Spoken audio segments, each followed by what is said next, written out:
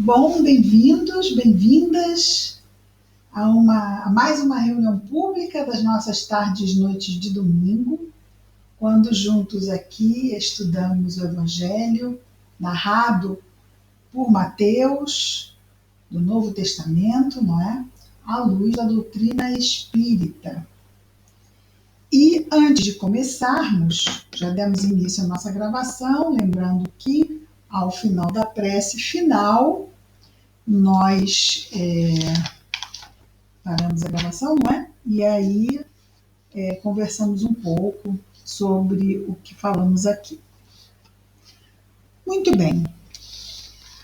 A nossa mensagem de hoje é do livro Palavras de Vida Eterna, do Espírito Emmanuel, pela psicografia de Chico Xavier.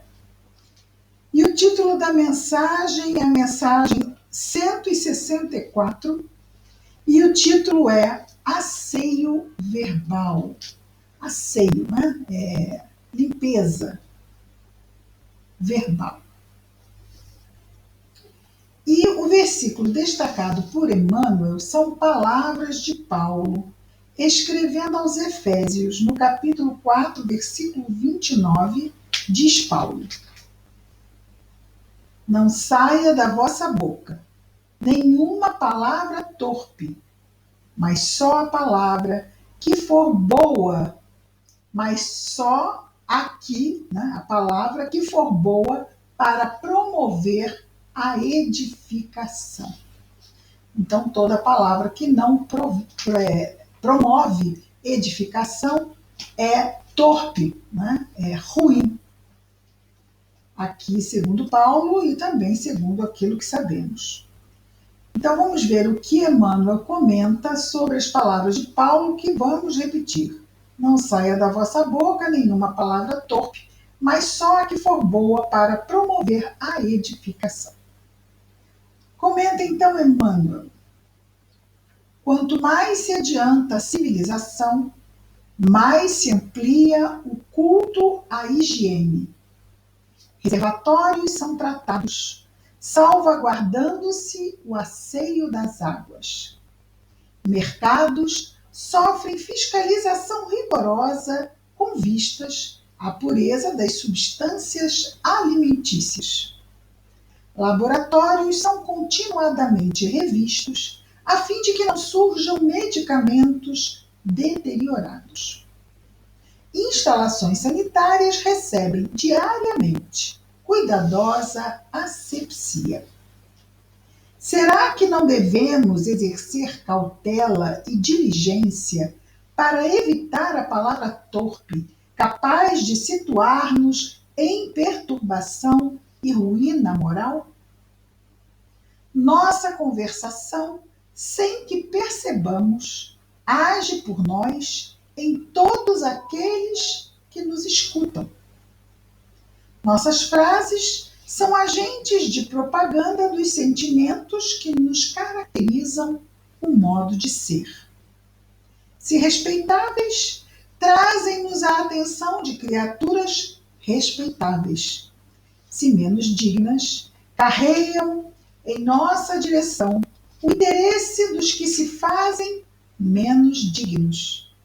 Se indisciplinadas, nos sintonizam com representantes da indisciplina.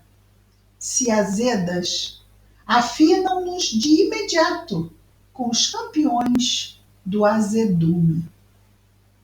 Controlemos o verbo para que não venhamos a libertar essa ou aquela palavra torpe. Por muito esmerada nos seja a educação, a expressão repulsiva articulada por nossa língua é sempre uma brecha perigosa e infeliz, pela qual perigo e infelicidade nos ameaçam com desequilíbrio e perversão. É um chamamento muito forte aqui de Emmanuel sobre o que falamos, não é? Vamos orar. Querido Jesus, Mestre amado, Obrigado, Senhor, por estarmos aqui em mais esta semana. Começando, Senhor, uma semana que costumamos chamar de final de ano, e é o final de um ciclo. E terminando agora uma semana em que comemoramos das mais diversas formas a tua chegada entre nós, a fim de nos trazer o Evangelho, Senhor. Quantas alegrias, quantas bênçãos recebemos, mais ainda. Que as tuas bênçãos continuem com todos nós, encarnados e desencarnados, em especial, Senhor, aos nossos irmãos que estejam, pelo motivo que for, Senhor, em sofrimento. Abençoa-os, abençoa-nos a todos, hoje e sempre, graças a Deus. Bom, nós estamos no capítulo 10 da narração de Mateus. Estamos vendo aqui o trecho que fala sobre as perseguições. Ora, serão perseguidos aqueles que estivermos perseguindo Jesus, né? Então é a perseguição positiva, nós seguindo o Senhor, porque perseguição tem um tom negativo, não é? Perseguição é aquele seguir obstinado, geralmente com fins ruins. Mas nós, como viemos da sombra, não é? Nós seguimos Jesus num tom de perseguição. Porque precisamos tanto dele que não podemos nos abster de buscá-lo a todo instante. Embora, é claro, ainda marcados pelas nossas invigilâncias e quedas ainda naturais, mas levantamos e continuamos. Onde está? Lá está ele. Vamos atrás dele.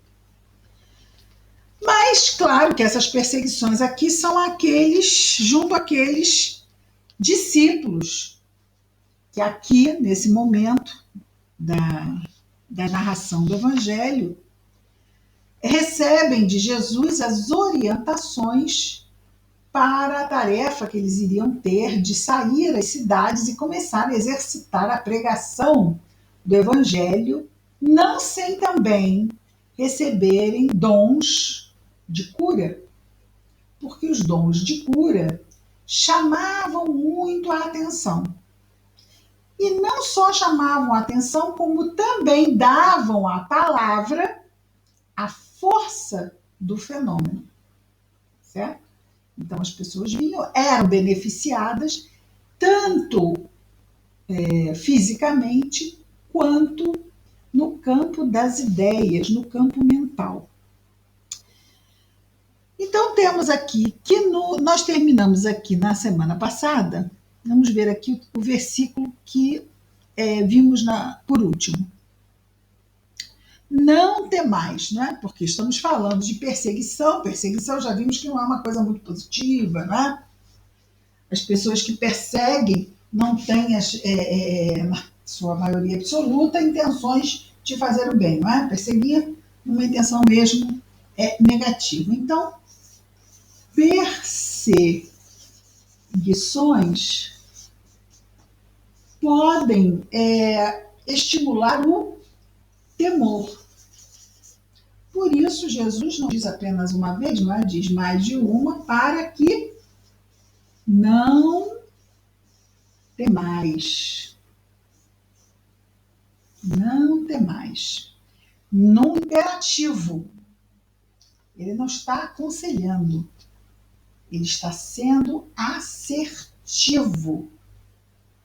Olha, seria bom se vocês não temessem. Não é assim. Não temais. Como a energia de Jesus é extremamente indutiva, principalmente, claro, não é? Junto àqueles que o buscam e que desejam a sua orientação. Então, quando Jesus diz algo, já toca. Mas quando ele diz algo afirmando imperativamente, não só toca como move. Então ele diz aqui no versículo 28, não temais os que matam o corpo. Nós tememos quem mata o corpo? Tememos, não é? Verdade, tememos. Mas ele diz para não temer, a gente sabe aqui, intelectualmente, que a morte não existe, que não há por que temer, principalmente se estamos no bom caminho, nós sabemos, mas vem um instinto. É um instinto. Por quê? Porque ainda somos espíritos numa fase não muito avançada. Então, os instintos que promovem, vamos dizer, os cuidados desta matéria ainda nos chamam muito e, por vezes, chamam de tal forma que podem até comprometer o nosso discernimento. Daí, de novo, lembrando, vigiar e orar para não cairmos em tentação. Mesmo essa tentação que coloca o corpo físico acima dos interesses do espírito. O corpo físico é importante? Sim, claro. É ele que nos promove a oportunidade de estarmos aqui encarnados. É importantíssimo e se usarmos mal, vamos responder por isto. Porque nos é uma ferramenta, um instrumento cedido por Deus para o nosso aproveitamento. Portanto, temos muita responsabilidade com este corpo.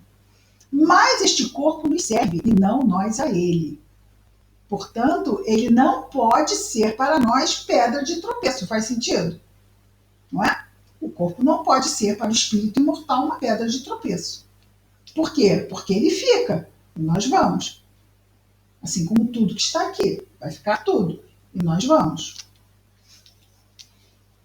Então ele diz, não temais os que matam o corpo, porém não podem matar, esses que matam o corpo não podem matar a alma. Temei mais, em vez de temermos os que matam o corpo, porque ele sabe que tememos, né? Ele diz, não temais, mas ele sabe tanto que nós tememos, que depois ele diz, temei mais. Mas peraí, Senhor, só não disse para a gente não temer? Eu disse, mas eu sei que vocês temem. Então, já que vocês temem, ok. Mas temam mais. Temei mais. O que pode destruir no Geena tanto a alma quanto o corpo. E esses são os vícios morais que nos comprometem o discernimento e daí o uso do nosso livre-arbítrio. E é isso que nos leva ao Geena. Não é isso que nos bota no inferno? Tanto o inferno interior, quanto, podemos dizer, nas consequências do nosso consequências do mau uso do nosso livre-arbítrio, sim, vai nos deixar naquele estado de consciência pesado? Vai. Mas também vai promover situações em que nós estaremos passando por dores e privações e por expiações para aprendermos a não usar mal.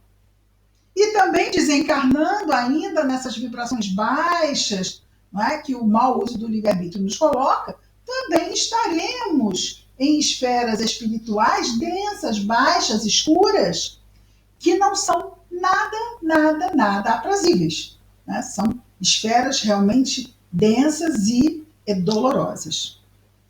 Então ele diz que é a isto que devemos temer mais. As conjunções ou as injunções que nos fazem escolher mal. E sobre essas injunções não somos passivos. Não estamos expostos. Mas foi isso que aconteceu na minha vida e por causa disso eu caí. Fica simples, não fica? Por causa disso eu caí.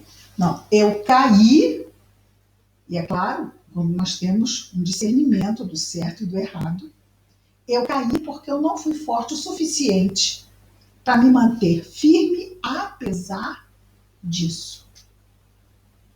Não é? Porque, claro, situações difíceis vêm na vida de todos, não vem? Eu agi mal porque aconteceu isso na minha vida. Mas tem pessoas que acontecem isso na vida e não agem mal. Não é verdade? Pode ser que elas passem mais privações? Pode ser. Pode ser que elas passem por dissabores maiores e talvez até mesmo transtornos, dores maiores, porque são os atalhos, não é? Ah, mas eu fui por aqui porque queria resolver, não queria me expor. Sim, mas esse atalho, o caminho do bem, ele não comporta atalhos, não é? Os atalhos geralmente são os desculpismos que não nos levam a usar mal o livre-arbítrio. Ah, eu fiz isso por causa daquilo. Então a gente justifica um erro com alguma situação que poderia ser enfrentada. Não, repetimos, muitas vezes, de uma forma que não seja dolorosa. Por exemplo, vingança. Vingança. Tem pessoas que cometem crimes por vingança e justificam, não é? Aquela história de fazer justiça. Sim, eu matei, mas eu matei porque ele matou o meu filho.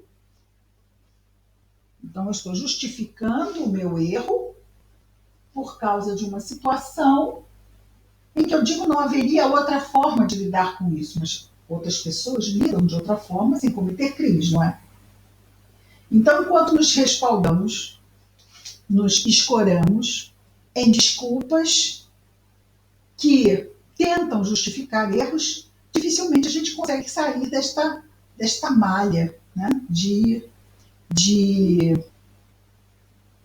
armadilhas que nós mesmos tramamos contra nós. Precisamos estar atentos. E não nos colocarmos nesses hienas, não é? Que destroem-se em corpo e comprometem a alma. Mas entremos no versículo 29, não é? Que é o nosso de hoje primeiro. Olha só o que Jesus vai dizer. Aí ele começa a falar de uma outra coisa, como se ele mudasse de assunto. Ele não está mudando de assunto. Ele fala de temor, não fala? Está falando de temor, que não temamos. Que em vez de temermos aquela coisa ruim que está na nossa vida e a gente diz, não, eu posso enfrentar isso, então eu vou fazer algo ruim, ele diz, não, tema isso. Tema algo ruim que você possa fazer, porque isto pode te comprometer. Outro tirar a sua vida não te compromete. E sobre o temor, lembra? Jesus está falando sobre perseguições. E diante de uma perseguição, nós tememos. E aí ele vai falar algo para reforçar a nossa... Então o que ele vai falar? A nossa fé. Né? Muito bem. A Ana Vanessa falou fé, não falou, Ana Vanessa? Falou. Para reforçar a nossa fé. Ele vai falar algo para reforçar a nossa fé. Porque a fé fortalecida, ela consegue combater o temor, não é mesmo? Vejamos o que Jesus nos diz. Olha. Não se vendem 2 pardais por um asse.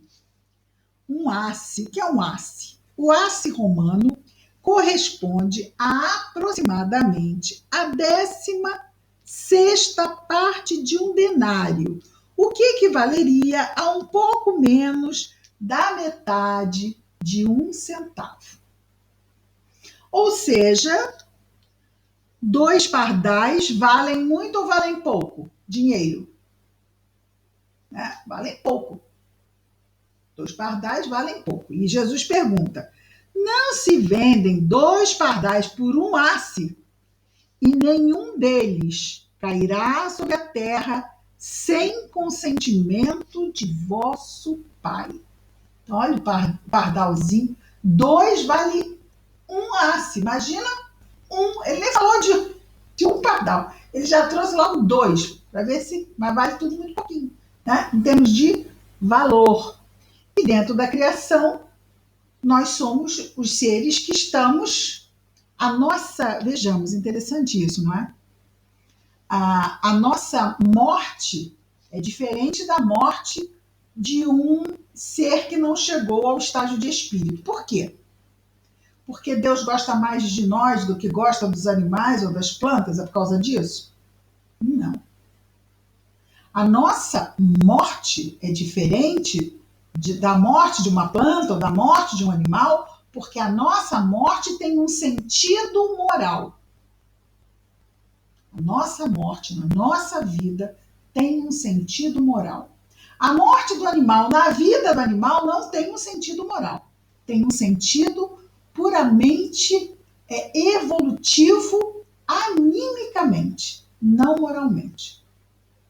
É claro que, vejamos que eu disse que a morte de um animal tem um sentido não moral para o animal. Mas a morte de um animal tem um sentido moral para aquele ser humano que a promove, não tem? Perceberam a diferença? Então, tudo na nossa vida de espírito imortal, incluindo a desencarnação, tem o seu sentido moral. E isso dá uma qualidade diferente a essa experiência. Então, nós estamos numa outra etapa. E essa outra etapa, ela vai nos qualificando como corredores, como está logo no início lá, de O Livro dos Espíritos. Então, é algo assim muito precioso o acerto e o erro das nossas escolhas morais, do uso do nosso livre-arbítrio. Tá? E toda vez que tivermos uma escolha, estivermos diante de uma escolha, seja ela qual for, reflitamos um pouco. Porque se a vida, se a providência divina nos colocou essa situação, é para que nós exercitemos o livre-arbítrio. Ali estaremos sendo testados, provados na qualidade. Nós vimos logo na página inicial sobre a escolha das palavras. A escolha das palavras. Parece uma coisa tão banal. Uma conversa aqui na esquina e, no entanto, não existe situação nenhuma banal na vida de um ser humano. Não existe. É claro que para o animal também não existe nenhuma situação. A vida da formiguinha é preciosa para esta formiguinha, não é?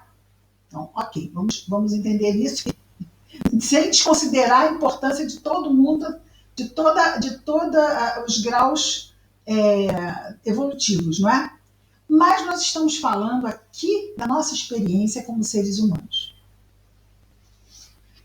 E aí Jesus destaca: nenhum deles, nenhum dos pardais cairá sobre a terra sem consentimento do vosso Pai. Todos os cabelos da vossa cabeça estão contados. Ah, então qualquer espírito superior sabe quantos cabelos tem na nossa cabeça? Não, não é isso que Jesus quer dizer. É aquilo que se traduz pela ideia de que a letra mata, o espírito vivifica. É que nem conversar com um jovem de 12 anos. Se você fala uma metáfora, ele pega você e diz: ah, você está querendo dizer isso? Não, não. Difícil. Então, Jesus está usando aqui uma metáfora, uma ideia para nós fazermos uma correlação moral, espiritual. Deus é onisciente. Na sua onisciência, é interessante que Jesus falasse: ah, porque Deus é onisciente. Oi? Então ele falou de uma forma extremamente entendível. Ó, sabe tudo, sabe tudo, sabe tudo. Para saber quantos cabelos tem na cabeça, sabe tudo, né?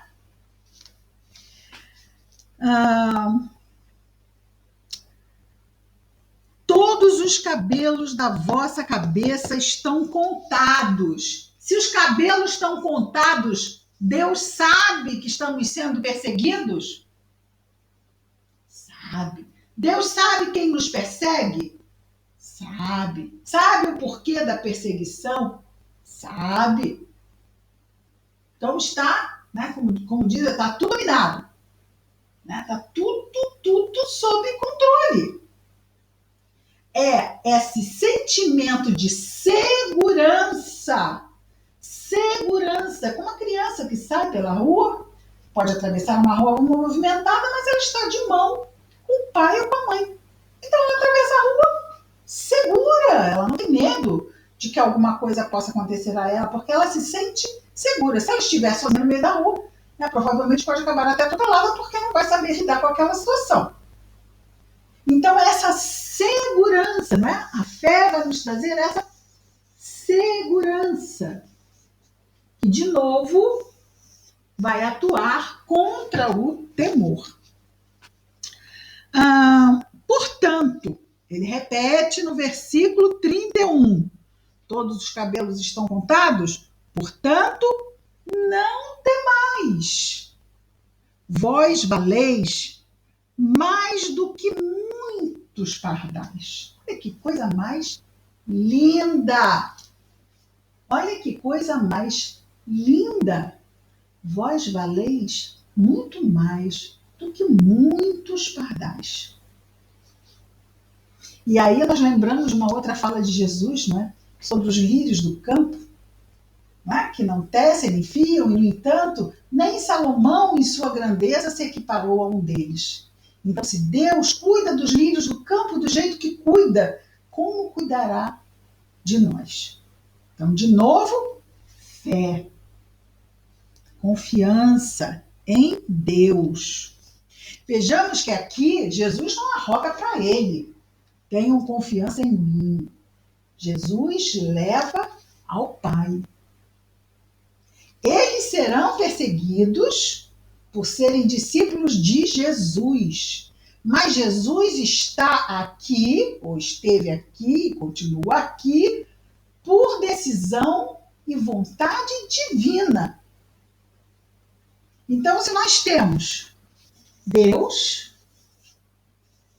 que envia Jesus, que é o Mestre, então temos o Pai, que envia o Mestre e irmão.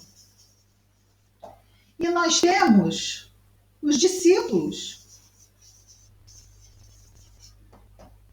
que, né, todos aqueles, as ovelhas, né, as que seguem a voz do pastor, que estão aqui também enviadas pelo Mestre. Então é o Pai enviando o Mestre enviando os discípulos. Mas Jesus não se coloca como a figura primeira, principal, a mais importante. Não.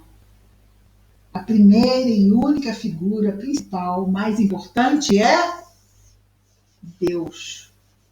E é definitivamente sobre Deus que devemos alicerçar a nossa fé. Qual o primeiro princípio básico da doutrina espírita?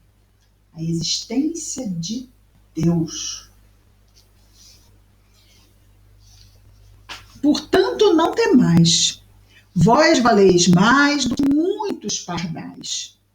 Assim, todo aquele... Bom, vejamos, ele falou sobre a confiança, sobre a fé, sobre Deus.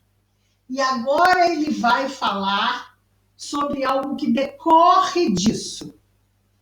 Bom, se nós temos temor, vibração baixa. Estamos expostos. Estamos expostos a sermos atemorizados. E vamos perceber, e vamos aumentar nosso temor. Porque é como sairmos ao frio sem casaco. O vento vai fazer que nos sintamos congelados, não é? Então a fé é aquilo que nos protege contra o frio. Mas, se nos entregarmos ao temor, a vibração cai. No entanto, se nos fortalecermos com a fé, a vibração sobe. E então Então Jesus vai dizer, assim é, em decorrência disso que eu acabei de falar, assim, todo aquele que se declarar por mim diante dos homens, esse é o motivo da perseguição, correto? Esse é o motivo. É por isso que aparece o temor. Porque aqueles que se declaram por Jesus diante dos homens são perseguidos.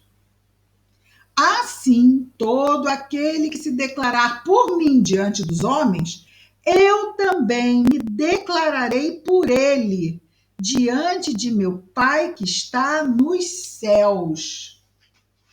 Então, todo aquele, olha aqui, todo aquele, deixa eu pegar uma outra cor, né?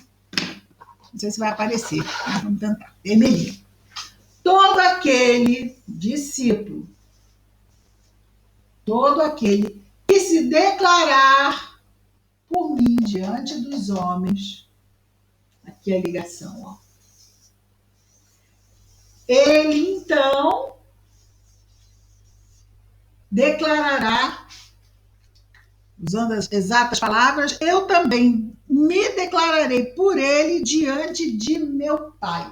Como se dá isso? Se dá isso em termos de memorando? Se dá isso pessoalmente? Não, ele foi lá, então eu estou aqui, Senhor, Pai, Mãe. Não. Isso tudo se dá vibratoriamente.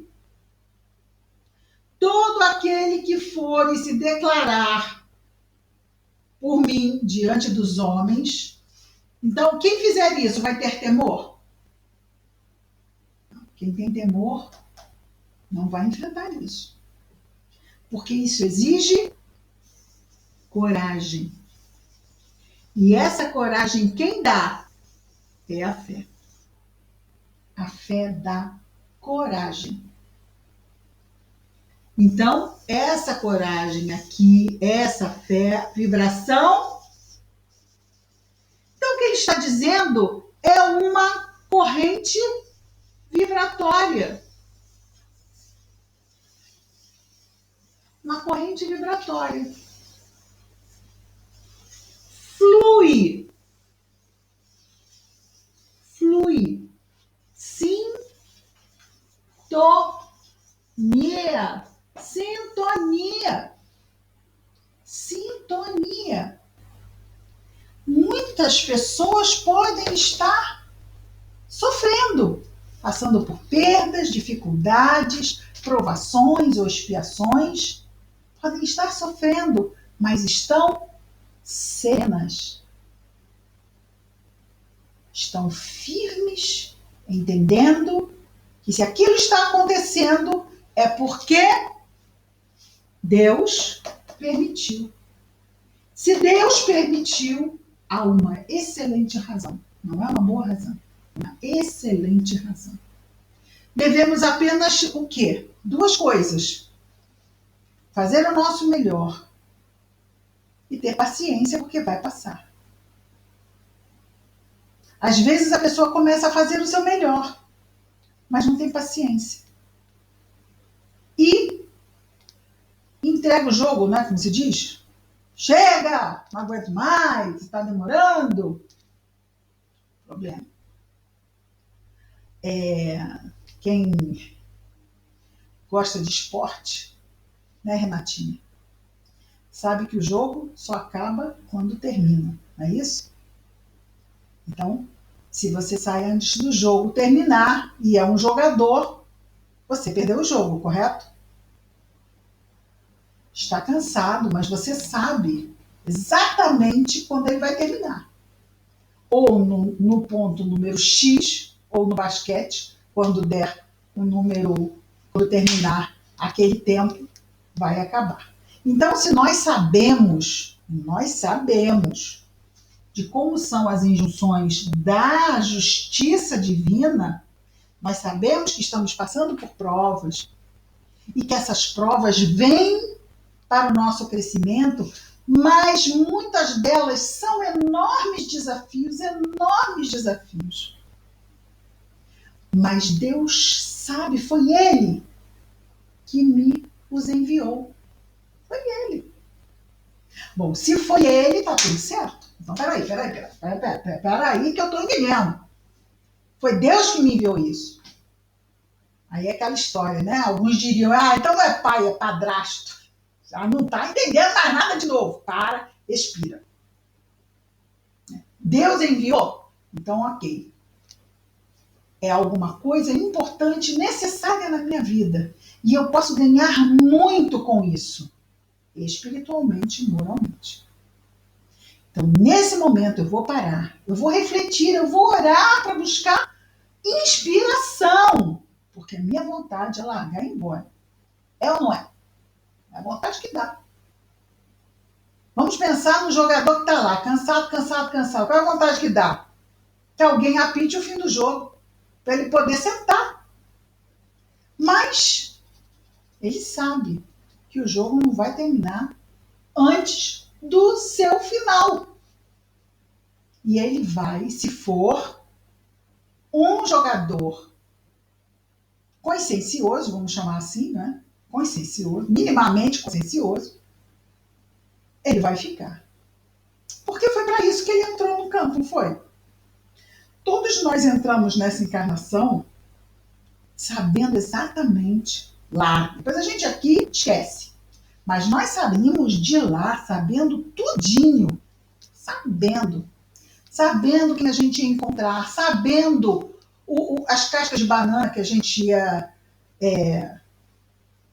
se deparar no nosso caminho, as ciladas, né? Porque muitas pessoas armam ciladas, não é? Principalmente os desafetos do passado. E a gente sabe que desafeto do passado que arma cilada geralmente foi nossa vítima. Opa! Foi alguém a quem eu puxei o tapete. Aprendeu comigo e decidiu puxar o meu. Não conseguiu dar a volta por cima no sentido de ganhar com isso e perdoar. Continuou preso numa situação em que ele poderia ter saído também. Então, da mesma forma, as situações vão nos chegar pedindo para que a gente tenha calma de não se deixar levar por impulsos. Porque os impulsos, geralmente, não são bons conselheiros, na medida em que nós somos ainda espíritos imperfeitos. Então, o impulso, quando chega, ele chega com a nossa sombra. Se a gente quer agir com luz, nós somos espíritos iluminados? Quem é que é, por favor, levante a mão. Ainda não, né? Mas, se nós buscarmos a prece, eles vêm a nós e vão nos inspirar respostas e escolhas iluminadas. São aquelas mesmo, aquela cola, né? Tipo assim, olha, eu aconselho você. Eles não dizem pra gente fazer, mas eles aconselham, até porque nós estamos pedindo. Se não pedir, eles não vão falar. Mas se nós pedirmos, e o que Jesus diz sobre pedir? Que a gente peça. Que tudo que a gente pedir em nome dele, olha de novo a sintonia. Tudo que nós pedirmos em nome dele, que vamos receber. Então, se nós estamos passando um momento difícil, se nós queremos fazer uma boa escolha, olha, nós buscando sintonia com o mestre. Mas nós estamos enfraquecidos, nós estamos desanimados, nós estamos frágeis. Vamos orar. E vamos buscar no alto o poder para nos fortalecermos diante da situação. E assim evitarmos a queda. A queda, ela pode ser evitada. Não é?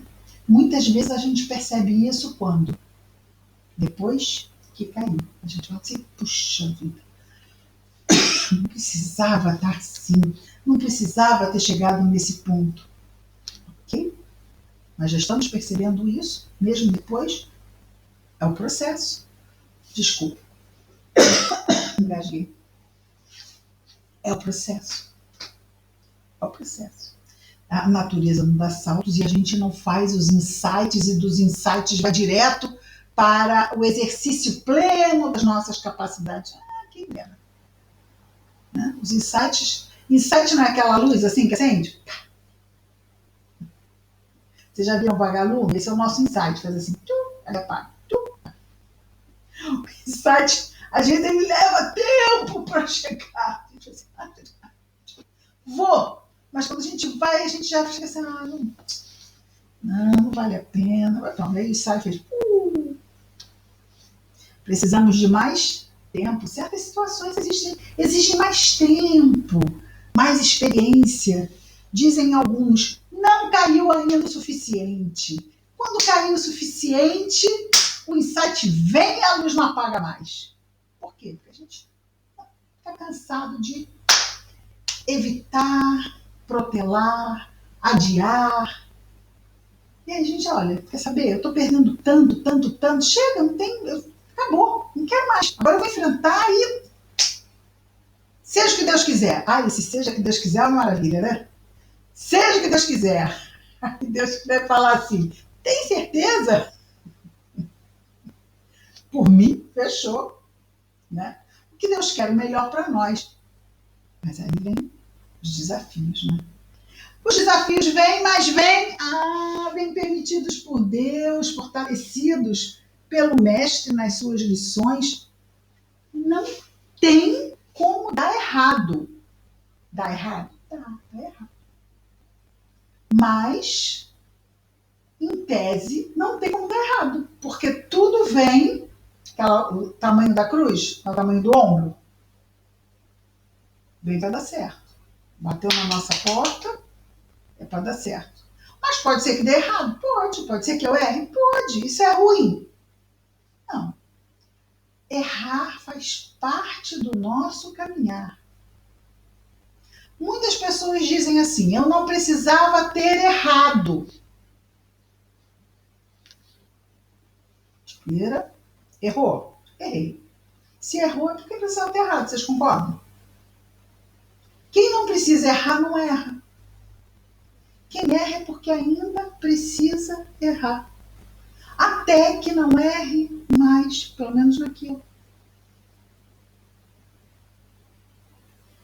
Às vezes assim, não, eu errei, mas eu não precisava mesmo ter errado. Porque eu sabia que eu estava errando na hora que eu errei. Então, se eu sabia que eu estava errando na hora que eu errei, eu precisava errar mais uma vez. É quase como se eu dissesse assim, mas quem sabe, né? Vai no jeitinho, quem sabe. Né?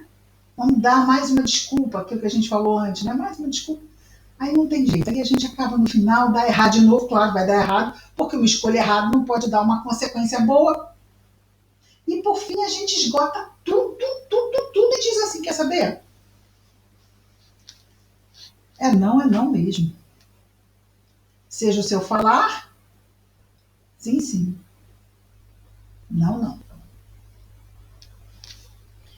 E continuando com Jesus aqui, diz-nos ele. Mas, primeiro ele disse que quem se declarar por ele aos homens, que ele se declararia por eles diante de Deus. Sintonia, tudo fluindo. Mas, quem me negar, ora, quem é que vai negá-lo? Um perseguido, correto? Ele está falando de perseguições. Então, quando ele fala daquele que o nega e daquele que não o nega, são os perseguidos. Quem o negar, o negará por temor. Quem não o negar, não o negará por coragem advinda da fé. Ok? Mas quem me negar diante dos homens, também o negarei diante do meu Pai que está nos céus. Cortou-se uma corrente, não é? Deixou de fluir. Estava aqui tudo muito bom, fluindo muito bem, mas o discípulo negou. Cortou o fluxo. Não flui mais. Quando Jesus diz que ele é o caminho, ninguém chega ao Pai senão por ele, esse Jesus é a vivência das leis de Deus que estão no Evangelho, que é a sua revelação. Revelação das leis de Deus. Ora, a vivência das leis de Deus não é a expressão do livre-arbítrio? Não é? Se nós vivemos as leis de Deus, é porque nós fazemos boas escolhas. Fazemos escolhas que estão de acordo com as leis de Deus. Né? Assim também, se nós não vivemos as leis de Deus, não estamos usando bem o nosso livre-arbítrio. E aí é como se nós estivéssemos fazendo parte de um fluxo de luz e nos destacamos como uma bolha, se destaca e começa a apagar e não participa mais desse fluxo. No caso, esse discípulo, que negou por temor na perseguição. Tranquilo? Entendimento, ok? Aí terminamos e pensamos, ai, que assunto, não é? Perseguição, ok, ficou tranquilo. Mas aí entramos, depois de perseguições, em divisões. Divisões. E diz Jesus assim, ora, é interessante porque parecem assuntos densos, mas não são. Pelo contrário, os assuntos não têm nada de densos. Esses assuntos são pura luz. Jesus está nos falando do poder, da fé e das condições que temos quando participamos dessa dinâmica. E, vamos imaginar, mas isso não pode ser o tempo todo. Tem horas que a gente fica vigilante e erra. Sim. Mas e o esforço? Não conta? O esforço conta. Qual é mesmo a definição do verdadeiro espírita? É aquele que contém as suas más tendências. Não é que ele não as tenha. Não é que, por vez ou outra, isso também apareça, mas vai aparecer se contido. Vamos imaginar. Se contido. É o que no passado era pura ira. Né? Está ali. É um impulso meu. Tem que conter? Tem que conter. Porque são aqueles cavalos fortes ali tentando arrastar. Tem que conter. Lembrando aqui, vou terminar para depois lembrar, espero que eu não esqueça, né? Lembrando aqui vamos imaginar que no passado a minha pura ira me levaria a uma vingança. Essa que a gente falou antes, né?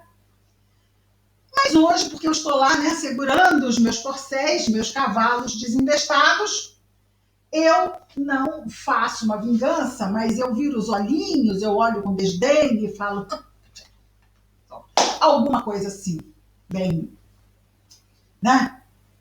Ou, mas Deus está olhando, delego.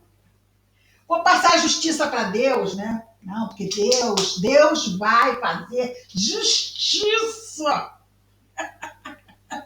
Deus vai fazer justiça. A gente vai para os dentes. Aí algum poderia dizer, mas você, cristão, falando assim? Aí depois a gente respira fundo e fala assim. Ok. Aí segura mais um pouquinho. Ok. Deus vai fazer a sua justiça com muita misericórdia. Tem que ver se os dedinhos não estão cruzados, né? Aqui atrás. Mas olha, a gente pensa assim, que o anjo da guarda deve estar repreendendo. Se conheceu o vingador e a vingadora do passado, está dizendo o quê? Que bom! Que já não está mais pensando em se vingar e dar uma puxadinha básica de tapete, não é? Sem querer chutar a pedra na vidraça do outro. Opa! a pedra caiu da minha mão e quebrou a vidraça. Não, está aí contendo, mas é difícil conter de todo, né? Lembrando aqui o exemplo que eu ia dar do Chico, né? Aquele exemplo, né? Que nós conhecemos de trás para frente, de frente para trás, dele indo para o trabalho e o pessoal jogando sinuca às 6 da manhã no bar. E ele indo para o trabalho. E ele repreende mentalmente aqueles homens que estão às 6 horas da manhã, nem dormiram, emendaram a noite na bebedeira e estão lá na sinuca. E lá, mas isso aí, esses vagabundos, não fazem nada, são inúteis na vida. Emmanuel repreende, dizendo o quê? Eles estão muito bem. Chega uma coisa assim, né? Então eu sou bobo de estar indo trabalhar, né? Estou indo trabalhar. E Emmanuel diz que eles estão muito bem, estão jogando sinuca às 6 da manhã, tem alguma coisa errada. Mas ele justifica. Porque num passado bem próximo, eles estavam entregues ao crime, se entregavam ao crime. Então hoje eles estão na sinuca. É o ideal? Não é o ideal. Mas mostra que já há um caminho de melhora, de mudança. Isso é positivo? Claro que é positivo.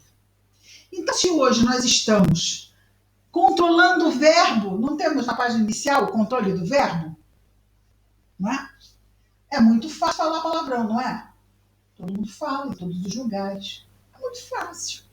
Mas nós sabemos que nós não somos seres de luz. E que isto pode levar a outros efeitos dentro de nós, porque nós não lembramos do nosso passado. Então, o que às vezes parece difícil, pode ser o primeiro passo também de uma reeducação mental, de nós estarmos puxando os freios. Não é? Então, é aquilo que estávamos falando hoje, há um pouco atrás, não é? A gente às vezes não dá valor a certas coisas, mas tudo que acontece conosco na nossa vida é muito importante. Nada é, mas isso não tem problema. Tudo pode se tornar um grande problema. Porque um incêndio grande começa num fogo que se encosta e alastra e lá vai. Então precisamos ter bastante atenção. Não vamos adiante nas divisões hoje para podermos ver com calma, já que estamos já no nosso horário. Portanto, hoje vimos do versículo 29 ao versículo 33. Semana, então, que vem, nós veremos. Já será hoje a nossa última semana do ano, gente, não é? É o último estudo do ano. Então, semana que vem já estaremos no mês de janeiro. Vamos ver aqui. Que dia é? Perdida. Alguém faz assim, 2, 3. É 3, não é? É 3, é dia 3. Eu já me lembrei que é dia 3. 3 do 1 de 21. Ora. Ai. Muito bem. Então agora nós vamos fazer a prece, depois vamos parar a gravação e depois vamos conversar um pouco.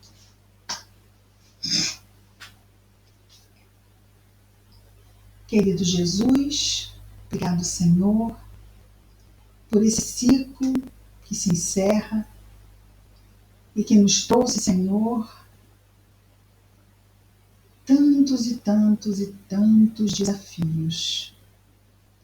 Um daqueles anos que vemos acontecer poucas vezes durante um século. Obrigado, Senhor, pelas oportunidades que esses desafios ofereceram ao nosso aprendizado de espírito imortal. Muitos deles tão difíceis, Senhor. Que as tuas bênçãos possam estar com todos nós, deste planeta tão amado que é para nós o planeta Terra. Abençoa os nossos irmãos desencarnados. Abençoa todos nós que estamos na carne, aqueles que estão desencarnando, aqueles que estão pensando em tirar a própria vida, aqueles que estão chegando para mais uma encarnação. Abençoa-nos, Senhor. Obrigado por tu, Senhor Jesus. Graças a Deus.